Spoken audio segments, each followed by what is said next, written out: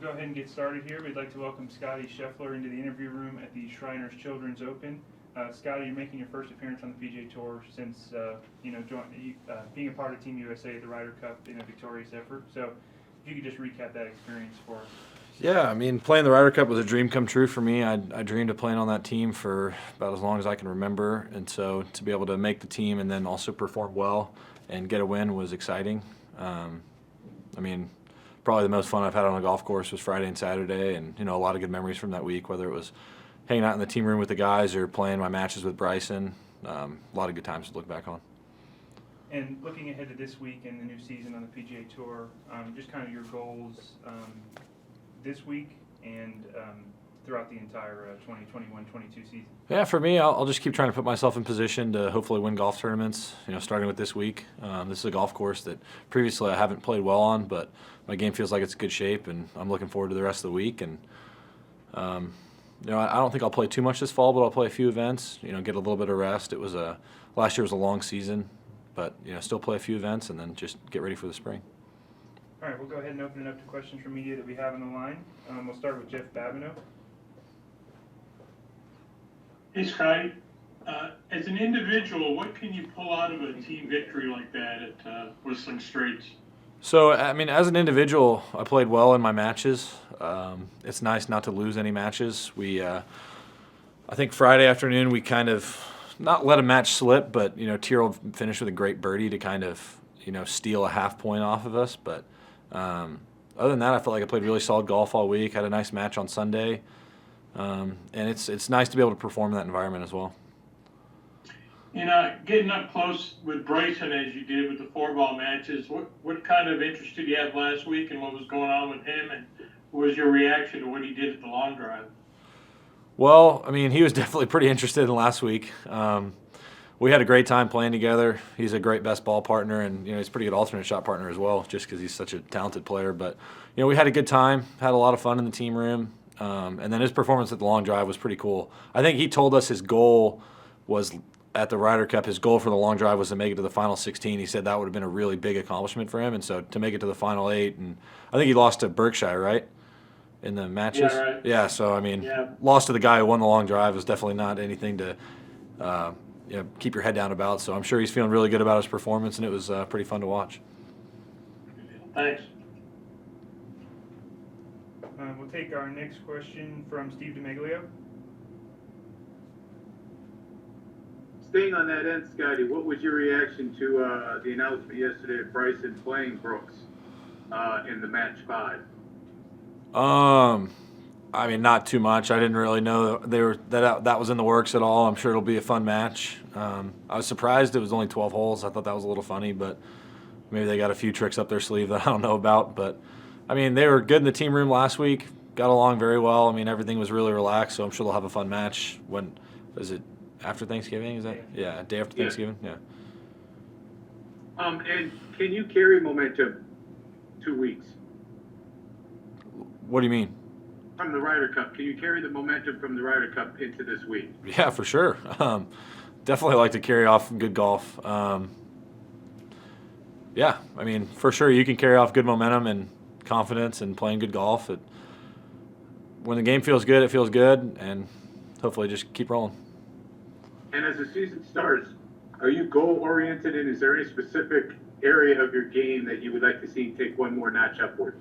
Yeah, there's a few parts of my game that I'd like to improve on. I think that's the beauty of the game of golf. There's always stuff you can improve on. You're never going to perfect the game, and so I would never say it's making huge, drastic changes to your game. It's just kind of making those little improvements that you'll see work out over time. And there's a few parts of my game that I've been working really hard on, especially, and it's one of those things you don't ever see instant results. It's more of a gradual results thing over time, and for me, I'll just keep working on those aspects of my game and hopefully keep improving.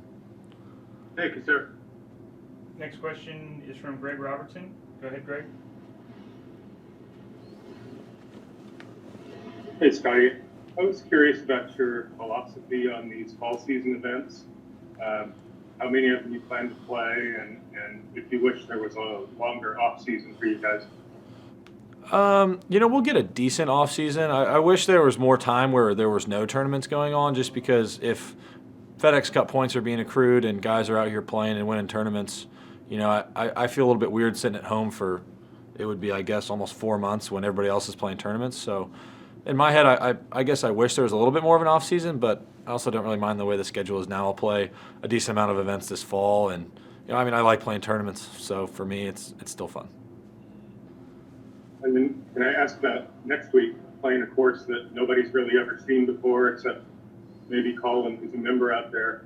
What's your mindset going into an event like that where nobody knows the course really? Yeah, I mean, it'll be a little bit different. Luckily, we're in the same city already, so I won't be in a rush to get out there, and I'll have plenty of time to get used to the course and the environment. You know, for me, I've seen a lot of new courses my first few years on tour, so for me, it's pretty regular to see a new place. I'm sure the course will be in great shape, and look forward to next week. And then one other question, going back to Ryder Cup, I'm sure that was a bucket list item for you to make the team. Does it feel odd to you to be a Ryder Cup member when you don't have a win yet on the PGA Tour? Kind of a flip-flop of bucket list items there? Yeah, for sure. I think for me, it was definitely a dream to make that team, and now that I've been a part of one team, I want to be a part of every one of them for the rest of my career. And you know, as far as not winning on tour, I think if I wanted to do something to where I could, you know, win a random event out here, I would go play a weaker schedule than I do. And for me, I like playing tournaments against the best players in the world, and that's what our PGA Tour is about. And so I like coming out here and competing, and I'm not going to, you know, change my schedule. I'm just going to keep trying to put myself in position to win tournaments. Great, thank you. Daniel Rappaport, go ahead. Hey, Scottie, we always hear about these group chats during the Ryder Cup where the team bonds and talks to each other. But I'm curious, do these things die down after the Ryder Cup, or are you guys still kind of shooting the breeze and having banter with each other? You know, there was still a little bit after the Ryder Cup. Honestly, our group chat was a little bit of a pain in the butt because Bryson is the only one who does not have an iPhone. I know that's a real shock that Bryson's the odd man out in that one, but we were getting some crap about that at the beginning of the week. But, you know, there's still a little bit of action, but not too much. We got to get Bryson an iPhone. All right, Scottie, those are all the questions we have. All right. We appreciate your time, and best of luck this week. Thank you. Sorry. I think we have one more from Jeff Babineau. Jeff? Yes, Scotty, I was going to ask, do you feel, we didn't really get to talk to you a whole lot after Sunday. You drew the big guy and took him down. What was your reaction when you saw the pairing, and did you feel that event as a whole kind of elevated you as a player? I would say it may have elevated y'all's perception of me.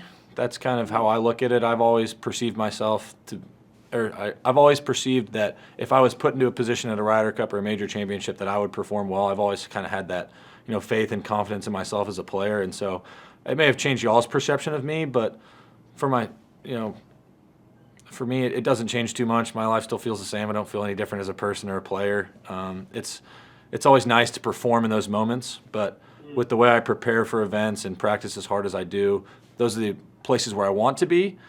And I always feel like with the way I prepare that I'll perform well. And so for me, I have full confidence in myself to perform, and I think it changes y'all's expectations of my game more than myself. And how did you get the news that you were playing John? I mean, I guess everyone was waiting to see who drew him, and what was that like? How did you get that news, and what were your initial, your initial excitement level? Yeah, I was excited when the pairings came out. I think I was getting some treatment after playing Saturday's matches. We were all kind of chilling back at the hotel, and I think DJ got a picture of him first on his phone and started looking, and then, you know, he was very excited for me that I got that pairing. I think everybody on our team wanted to play John in singles. You know, he got the better of us for the most part of that week, so it was nice to be able to get a win against him on Sunday. And I'll ask you finally, you know, you've won at every level. I know you're going to win at this level. What's the fine line of wanting to win badly and kind of being patient to let it happen? So naturally, I feel really patient. I don't feel, like I was saying earlier, I don't feel a huge rush that I have to win a golf tournament out here. I feel like I'm going to play out here for a long period of time, and you know, I enjoy the way my life is now. And for me, I just want to continue to put myself in position to win tournaments. And honestly, I think what has probably held me back is not being in that position enough. I feel like I don't focus hard enough on these smaller tournaments on Thursday, Friday, and Saturday to where I'm locked in the entire week. I think I do a better job of that at major championships. I feel like I've had more chances to win majors than I have regular PGA Tour events. And so for me, I'm just trying to, get that focus level from here and take it to there on Thursday through Sunday. Great. Thank you. All right, now those are all the questions we have. Thank you for your time. You got it.